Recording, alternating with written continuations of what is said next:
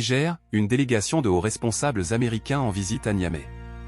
Une délégation de hauts responsables américains a rencontré, mardi 12 mars à Niamey, plusieurs membres du gouvernement nigérien, dont le Premier ministre, selon la télévision nationale.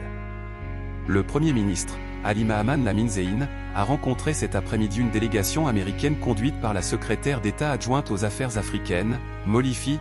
La réunion a été élargie aux membres du gouvernement et aux membres du Conseil national pour la sauvegarde de la patrie, CNSP, a annoncé Télé Sahel, sans préciser le contenu des échanges.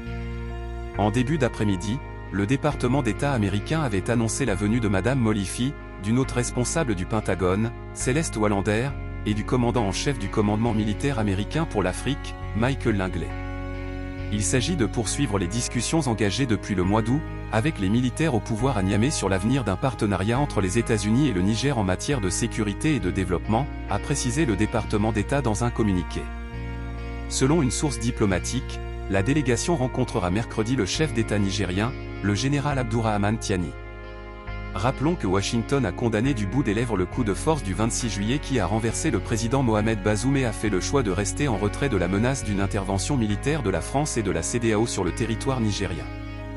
Les Américains ont dans la foulée nommé une nouvelle ambassadrice à Niamey. Une façon diplomatique de prêter allégeance aux nouvelles autorités du Niger.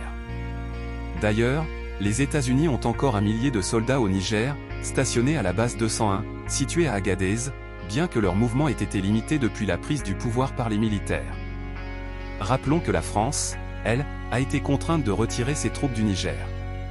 Le Niger, le Mali et le Burkina Faso se sont depuis rapprochés économiquement et militairement de nouveaux partenaires, dont la Russie, tout en plaidant pour la mise en place d'une real politique et des partenariats d'égal à égal et sans paternalisme avec d'autres États.